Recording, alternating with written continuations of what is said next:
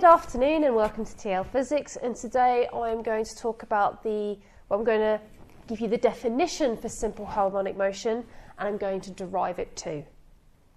Now, simple harmonic motion it's a periodic motion, something that goes back and forth and back and forth, and this traditionally is done with either springs or, like this, pendulums. And what's happening here is that an object is going from one position and back again. And we call this simple harmonic motion. And the definition of simple harmonic motion is that the acceleration causing it is directly proportional to the negative of the displacement. It's quite long-winded, that. So, simple harmonic motion, also known as SHM, and that's how you, colloquially, physics teachers and other people will be doing it from, is basically that the acceleration, can't spell today, is directly proportional to the displacement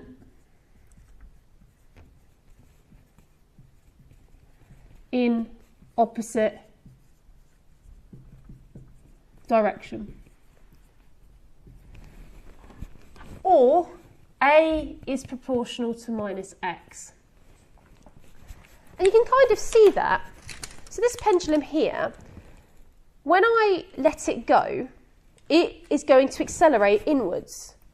But my displacement is that way. So the acceleration, so if I go to this side, my displacement is that way, but it wants to accelerate inwards. My acceleration is proportional to displacement in the opposite direction, or A is proportional to minus x. And I'm going to prove to you where this definition comes from. And it comes from the graphs. And knowing these graphs is extraordinarily important. I'm going to show you how that I'm able to get them. So if I was to graph this oscillation here, I'm going to say that this is time at 0, because you have to move an object to start it oscillating. And then over time it goes back to where it was. If I was supposed to graph this distance travelled over time, I would end up with a graph that would look like this. And this is one oscillation. It's gone from my positive displacement, so I'm saying that this side is positive, maximum negative, and back to maximum positive again. This here is the time period for one oscillation.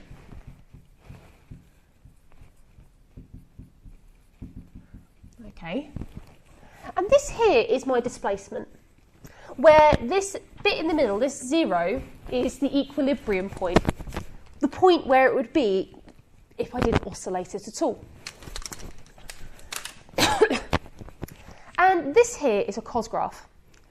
And in fact, here, this is really important, that this here is the amplitude, the maximum amount of displacement I'm going to get, the amplitude of my oscillation. So if I was going to write this mathematically, I would write this as A cos. This is the awkward bit, because this is a cos graph. You've seen cos graphs like this before, like that. But there's a problem here. The theta is not on here. And I want to try and get this to match this, and this is where something special comes in that we've talked about in circular motion. Angular velocity is theta over time. So theta is that. So all of a sudden, in place of this theta, I can actually put something that is relevant to the time, the thing on the axis I'm plotting. So I can say that x is cos omega t. Okay, and it's using this little trick here. Remember, when you're plotting graphs, you need a y, which is my x displacement here, and you need something relating to the x coordinate here, and this is how I get it here. So what I'm doing is I'm trying to model this based on a cos graph here. Now when we were doing SUVAT, we talked about how to get from a displacement graph to a time graph. So what I'm going to actually do is I'm actually going to take the gradient. So up here, my gradient is 0. Here, I've got a gradient which is peak, but it's negative. Here, 0. Here, peak positive, and at the top there, 0 again. So this graph here, you could write as V equals A omega sine omega t. And as you can see, it is a sine graph, but it's flipped. Those who are doing maths A level, you would understand how I've differentiated to this, but you don't need to know that, okay?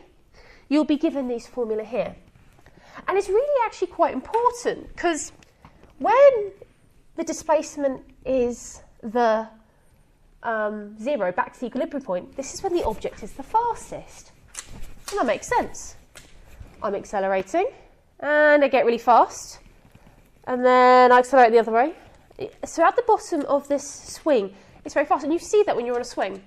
At the bottom of your swing, that's when you go the fastest. Or if you're one of those banana boats as well, you get the fastest at the bottom. So, to get from a velocity to an acceleration graph, I need to differentiate it again. So, the gradient at this point here is maximum, but it's negative. That is 0. That is maximum positive. That is 0, and that is maximum negative. And as you can see here, this is a cos graph, but it's the other way around. And the way I can produce this, because this is not going to be the amplitude every time. In fact, this amplitude here would be A omega. And this one here would be A omega squared. I end up with A omega squared cos omega t. And of course it's negative, so I'm going to stick this negative sign here. But this is where my definition comes from. Okay. Be aware, you do not need to know how to use calculus to get to these points. What you do need to be able to do is be able to take these gradients and draw these graphs exactly what I did. And you can see how I did it. I actually took my ruler and I went, the gradient at this point, t is this point is 0, so I put a 0 there. And let's say this was 5, this was 10, this was 15, and the end was 20. That would be 5, 10, 15, and 20. 5, 10, 15, and 20. As you can see there, what I've done is all I've looked at is peaks and crosses. And it's the best way of doing it. But let's look at this here. X is A cos omega t, and A is minus A omega squared cos omega t. If I was to rewrite that, so I'm going to rub this bit out and write that as minus omega squared A. As you can see, that is that. And what you are left with, if I'm substituting in, so I'm going to stop at this A cos omega t for the letter X, I am left with A equals minus omega squared x.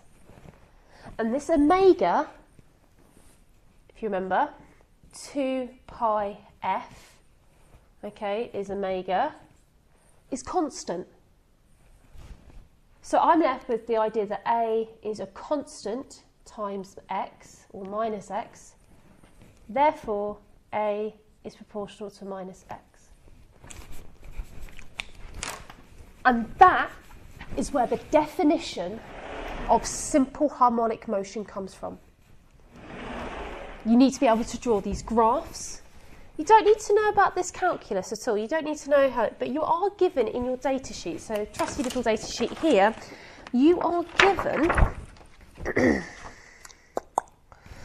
given this formula here, okay, and you are also given this formula here. You are not given these ones here at all, but you can get to this one quite easily. And that is the definition of simple harmonic motion.